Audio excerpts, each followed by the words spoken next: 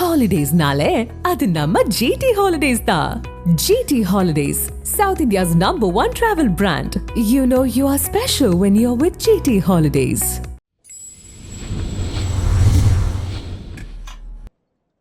Big boss season 7 தமிழ்ல பிரதீப் அவர்களுக்கு red card கொடுத்தது, அதாவது விமன் கார்டு கொடுத்து வெளியே அனுப்பிச்சது எவ்வளவு பெரிய பிரச்சனையாச்சு அப்படின்னு சொல்லி எல்லாருக்குமே தெரியும். அதுக்கப்புறம் எல்லாமே சப்சைட் ஆகி பிரதீப் அவர்களும் நான் கதை எழுத போறேன், நான் படம் பண்ண போறேன், நீங்க என் மேல வச்சிருக்க அளவு கடந்த அன்புக்கு நான் கண்டிப்பா ஒரு விஷயம் பண்ணணும் இல்லையா, அது படமா வரப்போகுது. 4-5 ப்ரொடியூசர்ஸ் என்னை கூப்பிட்டுட்டாங்க. ஸோ கதையோட நான் ரெடி ஆகிட்டு படம் பண்ண போறேன், தேங்க்ஸ் மக்களே ஃபார் திஸ் சப்போர்ட் அப்படின்ற மாதிரி போட்டு அந்த ப்ராப்ளம் சப்சைடே ஆயிடுச்சு அப்படின்னு தான் சொல்லணும். இன்னும் சிலர் ஜஸ்டிஸ் ஃபார் பிரதீப் அப்படின்னு போட்டுட்டு இருந்தாலும் பிரதீப் இல்ல இத பத்தி நீங்க பேசாதீங்க, ஐ லாஸ்ட் பிக் பாஸ், இதனால நிறைய விஷயங்கள் நடந்திருக்க கூடாதுன்ற மாதிரி ஷேர் பண்ணிட்டு இருக்காரு. இந்த நிலையில பிக் பாஸ் கண்டஸ்டன்ட்ஸ் ஒருத்தரா வெளியே வர அவங்களுக்கு ஐயோ பிரதீப் பண்ணது தப்பு கிடையாது, நம்ம தான் தெரியாம இந்த மாதிரி பண்ணிட்டோமோ அப்படின்ற கில்ட்டில இவர்கிட்ட வந்து சாரி கேட்டு இதை நார்மல் ஆக்கணும் ட்ரை பண்ணிட்டு இருக்காங்க அப்படின்ற மாதிரி ஒரு ட்வீட் இன்னைக்கு ஷேர் பண்ணிருக்காரு. அதாவது வாரம் வெளியே வர கண்டஸ்டன்ட்ஸை இப்படி மன்னிச்சிட்டு இருக்கேன், பேசாம பொம்பளை பொறுக்கின்னு ஒரு பேரை வாங்கியிருந்தா கூட நிம்மதியா இருந்திருக்கலாம் போல, எழுத விடுங்களேன் என்ன ப்ளீஸ்,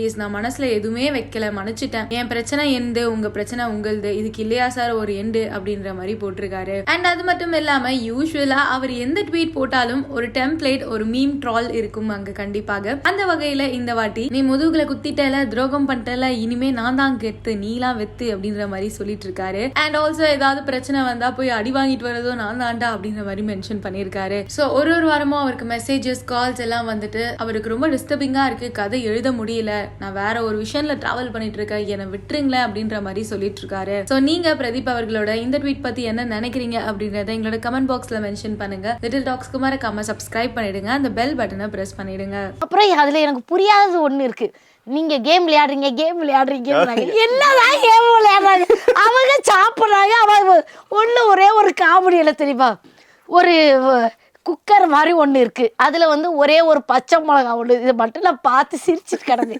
பச்சை மிளகா இருக்கு, யாரு பூர்ணிமாவா, அவங்க பாத்திரம் கழுவுறா, தினேஷ் தம்பி கிட்ட இதெல்லாம் நீங்க எடுத்து போட்டுட்டு தான் கொடுக்கணும், நாங்க இதெல்லாம் வளர்க்க முடியாது. நார்மலா வீட்டுல பாத்திரம் கழுவும் போது ஒரு கலந்தா ஒரு குப்பையில போட்டுட்டு கழுவிடணும், இது ஒரு கேம் மாதிரி.